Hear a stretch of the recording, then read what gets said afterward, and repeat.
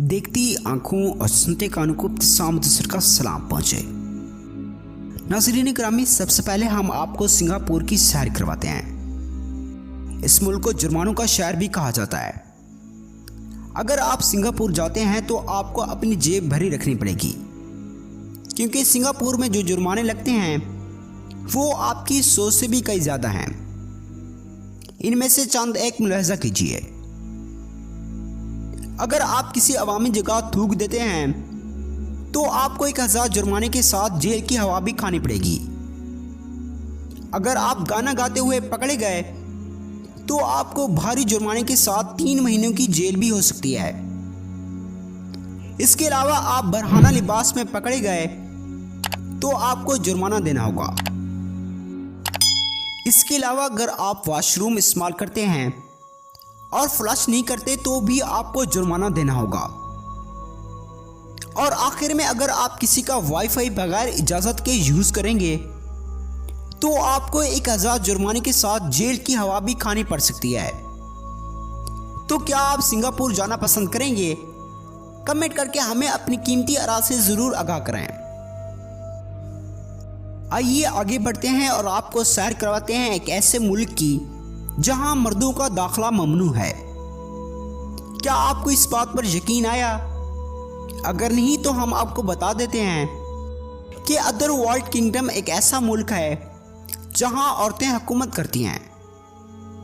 आमतौर पर देखा जाए तो मर्द अपनी बीवी को गुलाम बनाकर रखता है। कुछ मर्दों का ख्याल है कि बीवी पांव की जूती होती है। हम जिस मुल्क की बात कर रहे हैं वहां पर मर्द उस वक्त दाखिल हो सकता है जब वो गुलामी में आए। दोस्तों, आज के जदीद दौर में आप घर बैठे इंटरनेट पर चीज़ें खरीद सकते हैं, जिसे हम ऑनलाइन शॉपिंग कहते हैं। आप में से किसी ने ऑनलाइन शॉपिंग ज़रूर की होगी। फ़र्ज़ कीजिए अगर आपने ऑनलाइन शॉपिंग से जूते मंगवाए हैं तो जब आप जूते के डब्बे को खोलेंगे तो आपको एक छोटा सफ़ेद पैकेट मिलेगा। क्या आप इस पैकेट के बारे में जानते हैं? अगर हाँ तो नीचे कमेंट बॉक्स में यस लिखकर हमें ज़रूर बताइएगा। अगर नहीं जानते तो आइए हम आपको बता देते हैं। इस सफ़ेद थैली को सिलिका जेल कहते हैं। ये हर सामान के साथ इसलिए रखी जाती है ताकि ये नमी को जज़्ब करे और ये डब्बे के अंदर मौजूद सामान को नमी की वजह से ख़राब नहीं होने देती। दोस्तों, आपने सब्जियों की कीमत 1 या 2 सौ तक ज़रूर सुनी होगी, लेकिन अब जिस सब्ज़ी के बारे में हम आपको बताने वाले हैं इसकी कीमत सुनकर शायद ही आपको यकीन ना आए। इस सब्ज़ी का नाम गूची सब्ज़ी बताया जाता है और इसकी कीमत 30,000 से भी ज़्यादा है। ये सब्ज़ी ज़्यादातर पहाड़ी इलाकों में पाई जाती है, लेकिन हैरत की बात यह है कि इस सब्ज़ी का कोई बीज नहीं होता। ये सब्ज़ी बारिश के बाद उगती है और ये सब्ज़ी ज़्यादातर इंडिया में पाई जाती है, लेकिन जंगलात की कटाई की वजह से इसकी पैदावार में मुसलसल कमी होती दिखाई दे रही है। इस सब्ज़ी में vitamin D, vitamin B complex और एमाइनो एसिड पाए जाते हैं। अगर इस सब्ज़ी का मुसलसल इस्तेमाल किया जाए तो ये दिल के अमराज के लिए मुफीद साबित होती है। दोस्तों, क्या आपने कभी ये सुना कि सांप के गिर्द अगर नमक का दायरा बना दिया जाए तो वो इससे बाहर नहीं निकल सकता?